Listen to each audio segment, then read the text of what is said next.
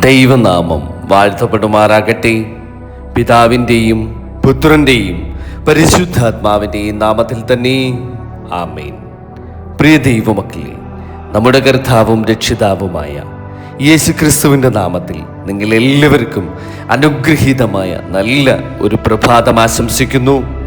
തീരം daily Bible meditation എന്ന ഈ ആത്മീയ പ്രഭാത തിരുവചന ധ്യാനത്തിലേക്ക് നിങ്ങളെല്ലാവരെയും ഹൃദയം നിറഞ്ഞ സ്നേഹത്തോടെ സ്വാഗതം ചെയ്യുകയും ചെയ്യുന്നു.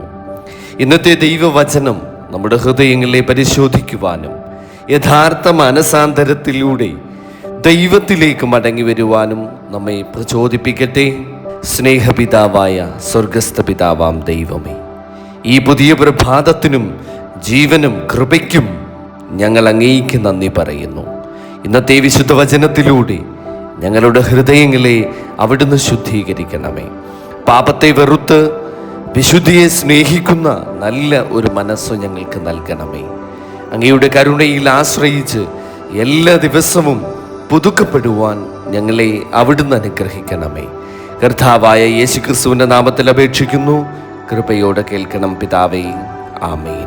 ഇന്നത്തെ നമ്മുടെ അനുദിന പ്രഭാത തിരുവചന വായനാധ്യാനം പുറപ്പാട് പുസ്തകം 32 അധ്യായം 28 മുതൽ 35 വരെയുള്ള തിരുവചന ഭാഗമാണ്.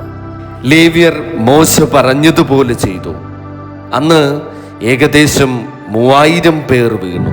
യഹോവ ഇന്ന് നിങ്ങൾക്ക് അനുഗ്രഹം നൽകേണ്ടതിന് നിങ്ങൾ ഇന്ന് ഓരോരുത്തൻ താൻ്റെ മകനും താൻ്റെ സഹോദരനും വിരോധമായി യഹോവയ്ക്ക് നിങ്ങളെ തന്നെ ഏൽപ്പിച്ചു കൊടുക്കുവീൻ എന്ന് മോശ പറഞ്ഞു. പിറ്റേന്നാൾ മോശ, നിങ്ങളൊരു മഹാപാപം ചെയ്തിരിക്കുന്നു. ഇപ്പോൾ ഞാൻ യഹോവയുടെ അടുക്കൽ കയറി ചെല്ലും. പക്ഷേ നിങ്ങളുടെ പാപത്തിനു വേണ്ടി പ്രായശ്ചിത്തം വരുത്തുവാൻ എനിക്കിടയാകും എന്ന് പറഞ്ഞു. അങ്ങനെ മോശ യഹോവയുടെ അടുക്കൽ മടങ്ങിച്ചെന്ന് പറഞ്ഞതെന്നാൽ, അയ്യോ, ഈ ജനം മഹാപാതകം ചെയ്തു.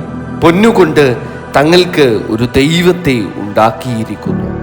എങ്കിലും നീ അവരുടെ പാപം ക്ഷമിക്കണമേ, അല്ലെങ്കിൽ നീ എഴുതിയ നിന്റെ പുസ്തകത്തിൽ നിന്ന് എൻ്റെ പേര് മായ്ച്ചു കളയണമേ. യഹോവ മോശയോട്, എന്നോട് പാപം ചെയ്തവൻ്റെ പേര് ഞാൻ എൻ്റെ പുസ്തകത്തിൽ നിന്ന് മായ്ച്ചു കളയും. ആകയാൽ നീ പോയി ഞാൻ നിന്നോട് അരുളി ചെയ്ത ദേശത്തേക്ക് ജനത്തെ കൂട്ടിക്കൊണ്ടു പോകുക. എൻ്റെ ദൂതൻ നിന്റെ മുൻപിൽ നടക്കും. എന്നാൽ എൻ്റെ സന്ദർശന ദിവസത്തിൽ ഞാൻ അവരുടെ പാപം അവരുടെ മേൽ സന്ദർശിക്കുമെന്ന് അരുളി ചെയ്തു. അഹരോൻ ഉണ്ടാക്കിയ കാളക്കുട്ടിയെ ജനം ഉണ്ടാക്കിച്ചതാകൊണ്ട് യഹോവ അവരെ ദണ്ഡിപ്പിച്ചു. ആമേൻ, ഹല്ലേലൂയ. പ്രിയ ദൈവമക്കളെ, ഇന്നത്തെ ഈ തിരുവചന ഭാഗത്തിൽ സ്വർണ്ണ കാളക്കുട്ടിയെ ആരാധിച്ചതിൻ്റെ ഗൗരവമായ ഫലങ്ങൾ നാം കാണുന്നു. പാപം ഒരിക്കലും ചെറിയ കാര്യമല്ല. അത് ദൈവവുമായുള്ള നമ്മുടെ ബന്ധത്തെ തകർക്കുകയും ജീവിതത്തിൽ വേദനയും നഷ്ടങ്ങളും കൂടുതൽ ഉണ്ടാക്കുകയും ചെയ്യുന്നു. എന്നാൽ ഈ ഭാഗത്തിൽ മറ്റൊരു മഹത്തായ സത്യം നാം കാണുന്നുണ്ട്. മോശ ജനങ്ങൾക്കു വേണ്ടി വീണ്ടും ദൈവസന്നിധിയിൽ ചെല്ലുന്നു. അവൻ പറഞ്ഞു, ഈ ജനങ്ങൾ വലിയൊരു പാപം ചെയ്തു, എങ്കിലും അവരുടെ പാപം ക്ഷമിക്കണമേ. ഇത് യഥാർത്ഥ സ്നേഹത്തിൻ്റെയും മധ്യസ്ഥ പ്രാർത്ഥനയുടെയും ഉദാഹരണമാണ്.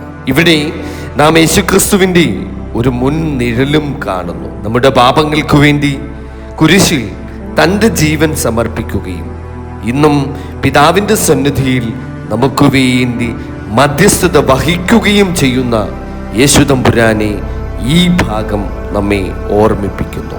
ദൈവം വിശുദ്ധനാണ്. അതിനാൽ പാപത്തെ അവിടുന്ന് നിസ്സാരമായി കാണുന്നില്ല. അതേസമയം അവിടുന്ന് മാനസാന്തരപ്പെടുന്നവരെ കരുണയോടെ സ്വീകരിക്കുകയും ചെയ്യുന്നു. ഇന്ന് നമുക്ക് സ്വയം നമ്മോട് തന്നെ ഒന്ന് ചോദിക്കാം, എൻ്റെ ജീവിതത്തിൽ ഞാൻ ഉപേക്ഷിക്കേണ്ട പാപങ്ങൾ എന്തൊക്കെയാണ്? ദൈവത്തിൻ്റെ ക്ഷമയിൽ ഞാൻ വിശ്വസിക്കുന്നുണ്ടോ? മറ്റുള്ളവർക്ക് വേണ്ടി പ്രാർത്ഥിക്കുന്ന ഒരു ഹൃദയം എനിക്കുണ്ടോ? പ്രിയ ദൈവമക്കളെ, ദൈവത്തിൻ്റെ കരുണ ഇന്നും തുറന്നിരിക്കുന്നു. അവിടുത്തെ അടുക്കലേക്ക് മടങ്ങി വരുന്ന ഓരോ ഹൃദയത്തെയും അവിടുന്ന് സ്വീകരിക്കുന്നു. നമ്മുടെ കണ്ണുകൾ അടച്ച് ഒരു നിമിഷം നമുക്ക് ദൈവസന്നിധിയിൽ മുട്ടുകുത്തി പ്രാർത്ഥിക്കാം. കരുണാനിധിയായ സ്വർഗസ്ഥ പിതാവാം ദൈവമേ, ഇന്നത്തെ ഈ തിരുവചനത്തിലൂടെ ഞങ്ങളുടെ ഹൃദയത്തോട് സംസാരിച്ചതിനായിട്ട് ഞങ്ങൾ നിന്നോട് നന്ദി പറയുന്നു. ഞങ്ങളുടെ എല്ലാ പാപങ്ങളും അങ്ങയുടെ മുൻപിൽ ഏറ്റുപറയുന്നു. ഞങ്ങളെ അവിടുന്ന് ശുദ്ധീകരിക്കണമേ. വിശുദ്ധ ജീവിതം നയിക്കുവാൻ അവിടുന്ന് ശക്തി നൽകണമേ.